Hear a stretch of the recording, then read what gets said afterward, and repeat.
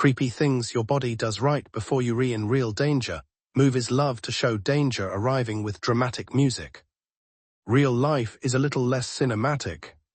Most of the time, danger sneaks in wearing the disguise of an ordinary Tuesday. You're crossing a street, walking through a parking garage, hiking a trail, standing in a crowd at a concert, then something weird happens. The world suddenly feels smaller, not physically, mentally.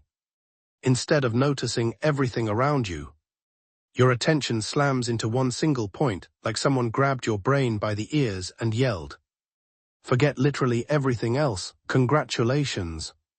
Your body may have just switched into survival mode. One of the creepiest things your nervous system does before or during real danger is create what's called tunnel vision. And despite the name, this isn't some magical superpower that helps you become an action hero. It's more like your brain quietly firing half the staff and telling the remaining employees to panic efficiently. Imagine your brain as a giant control room filled with thousands of security cameras. Normally, they are all active. You notice colors, sounds, faces, birds, weird signs that say "live laugh lobster," and whatever that guy is doing with 3 shopping carts. Then your survival system hits the emergency button. Instantly, almost every camera shuts off. One screen remains. That's all you get.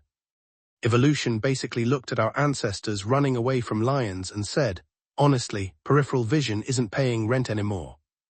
When your brain thinks you're facing immediate danger, the sympathetic nervous system dumps stress hormones into your bloodstream. Your heart speeds up, muscles prepare for movement, blood flow changes, but attention changes too. Instead of collecting lots of information, your brain becomes obsessed with one thing: the attacker, the snake, the falling tree, the speeding truck. Whatever your brain decides is the biggest problem gets promoted to CEO of consciousness. Everything else is suddenly unemployed. This sounds useful until it isn't. Police officers involved in shootings have reported never hearing their own gunfire. Drivers sometimes crash because they stare directly at the obstacle they're trying to avoid. People escaping fires have run past open exits because they became locked onto following the crowd. Your brain thinks it's helping. Sometimes it's helping exactly the wrong way. Pilots even train specifically to avoid attention fixation, because staring at one emergency can cause them to completely miss another one. Basically, your brain becomes that one coworker who ignores 12 emails because they're trying to fix a paper jam. Except now everyone might die. One fascinating part is that tunnel vision doesn't only affect eyesight, it hijacks thinking. Ever notice how people in emergencies sometimes forget incredibly obvious solutions? Someone locks themselves out of their house while holding the spare key. A hiker gets lost despite having GPS. A swimmer forgets they can literally stand up because the water is only chest deep. Stress can make intelligent people temporarily function like sleep-deprived squirrels. That's because your prefrontal cortex, the thoughtful, planning part of your brain, gets partially shoved into the background while older survival circuits take over. Evolution doesn't care if you solve complex problems. Evolution cares whether you avoid becoming lunch. Thousands of years ago, that worked surprisingly well. Modern life creates a hilarious problem. Your nervous system can't always tell the difference between bear charging toward me and my boss just emailed, "Can we talk?" Same hormones. Same narrowed attention, different consequences. One situation ends with claws. The other ends with an awkward performance review. Sometimes people don't even realize tunnel vision happened until afterward. They'll describe entire events with bizarre gaps. I never saw the second person. I don't remember hearing anyone scream. I forgot my phone was literally in my hand. Memory itself gets weird because your brain prioritizes survival over recording perfect footage. It's less interested in making a documentary. It's interested in making sure there's still a person alive to complain about the documentary later. The scary part. Tunnel vision can begin before conscious awareness fully catches up.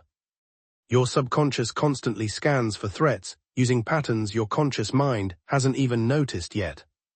Maybe someone moved strangely, maybe a sound felt wrong. Maybe something in the environment violated expectations. Your conscious brain is still thinking about dinner, while your unconscious brain has already started quietly preparing for disaster. That's why people sometimes describe having a bad feeling moments before something happens. Not because they predicted the future, because their brain noticed clues they hadn't consciously processed. It's like having the world's most anxious intern working overtime in the basement. Occasionally that intern saves your life. Occasionally it thinks a shadow is trying to murder you. Not exactly perfect quality control. There's another strange effect: time can feel distorted. Some people swear everything slowed down. Others feel like events happened instantly. Your brain isn't actually changing time, sorry. No accidental superpowers today, but under extreme stress it can pack memories differently, making moments seem stretched out afterward. Think about taking 1,000 photos in 1 minute. Looking back later, it feels like the event lasted forever because your brain stored so much information. Meanwhile, another hour of scrolling social media disappears into a black hole because your brain barely bothered recording any of it. Danger gets the deluxe memory package. Tuesday afternoon meetings get deleted immediately. The funny irony is that tunnel vision exists because your ancestors survived long enough to pass it on. Some prehistoric humans saw a leopard leap from the bushes, focused entirely on escaping, survived, had children. And now here you are losing peripheral awareness because someone dropped a metal tray in a restaurant. Thanks, evolution. Really appreciate that upgrade. Of course, tunnel vision isn't destiny. Training helps. Firefighters, soldiers, rescue workers, athletes, and emergency responders repeatedly practice stressful situations precisely because experience teaches the brain to keep gathering information instead of locking onto one tiny piece of the puzzle. They are basically teaching their nervous system to stop acting like an overexcited smoke detector. Most of us never receive that kind of training. So when genuine danger appears, our brains often default to ancient software running on very modern hardware. It's impressive, it's effective. It's also deeply weird. Your body narrows the world into a tiny spotlight, convinced it's saving your life. Sometimes it absolutely is.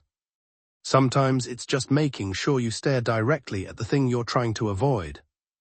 Basically, your survival instincts occasionally solve problems with all the subtlety of throwing your entire brain through a window. Picture this. You're walking through the woods. Birds are chirping, insects are buzzing, leaves are rustling in the wind, the forest sounds alive. Then without warning, everything goes quiet. Not kind of quieter, completely quiet. No birds, no bugs, no background soundtrack, just silence. For most people, that silence feels deeply unsettling, even if they can't explain why. It's the kind of quiet that makes the hairs on your arms stand up before your brain has figured out what it's nervous about. And here's the creepy part. Sometimes your body reacts to danger before you consciously understand there's danger at all. Humans love to imagine we are logical creatures. We picture ourselves calmly analyzing every situation like detectives in expensive TV dramas. Reality. Your nervous system is basically a paranoid security guard who's had way too much coffee. It's constantly scanning for patterns without asking your permission.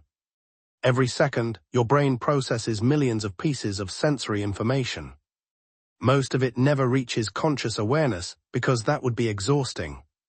Imagine noticing every thread in your shirt, every blink, every air current, every smell, every reflection, every tiny muscle movement. You'd last about 7 minutes before hiding in a closet forever, so your brain filters, it deletes, it compresses. Only the important stuff gets forwarded upstairs. But important doesn't necessarily mean interesting. It means potentially dangerous. That's why sudden silence can feel so wrong. Your ancestors evolved in environments where animals constantly made noise, birds argued, frogs complained. Insects buzzed with the confidence of creatures that have somehow survived hundreds of millions of years. When those sounds stopped all at once, something probably caused it. Maybe a predator entered the area, maybe another human appeared.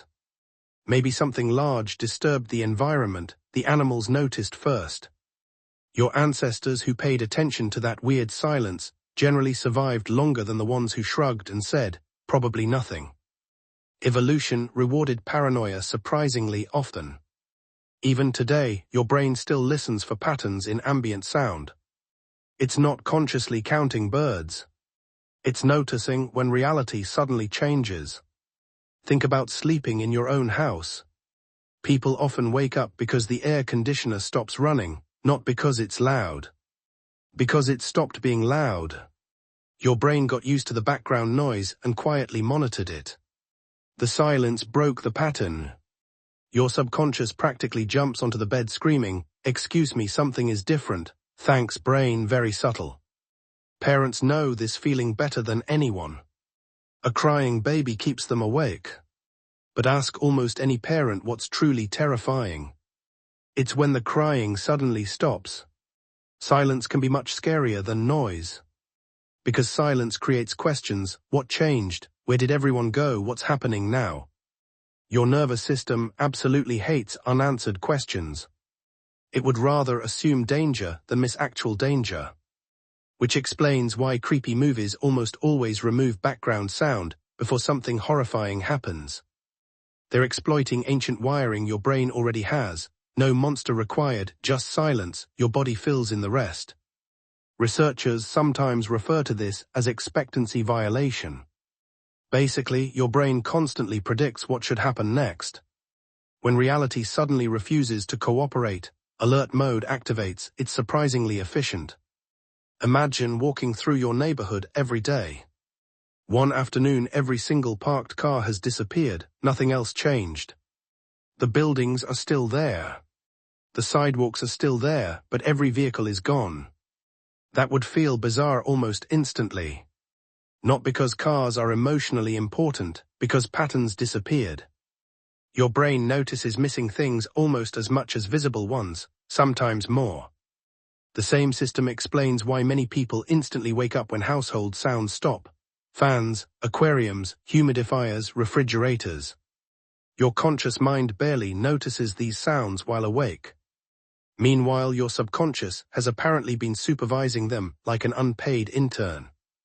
Then there's another creepy twist. Sometimes your hearing actually becomes sharper before danger. When stress hormones begin rising, your attention narrows but certain senses become temporarily enhanced. Tiny sounds suddenly seem enormous: footsteps, branches snapping, doors clicking, fabric moving. It's almost like your brain adjusts the world's volume slider. Except only for things it thinks matter. Unfortunately, this creates some awkward false alarms. That mysterious sound downstairs at 2:17 in the morning, probably your house settling, your nervous system. Absolutely convinced it's either a serial killer or an unusually athletic raccoon. There is no middle ground. One fascinating survival trick is something called auditory exclusion. Under extremely intense stress, some people report the exact opposite. Instead of hearing everything, they hear almost nothing. Police officers, soldiers, and accident survivors sometimes describe explosions, crashes, or even gunshots as strangely quiet or completely absent. That sounds impossible, but remember, your brain isn't a microphone, it's an editor. If survival requires visual focus or immediate movement, sound processing can temporarily get pushed into the background. It's like your brain saying, audio budget has been cut, please continue fleeing. Human perception is less like recording reality, and more like your brain producing a very low-budget documentary with questionable editing choices. Memory joins the chaos too. Ask several witnesses about the same frightening event, and they'll often remember completely different sounds. One remembers screaming. Another remembers silence. Someone else remembers hearing footsteps that never actually existed. Stress doesn't just affect your senses. It rewrites the entire experience while it's happening.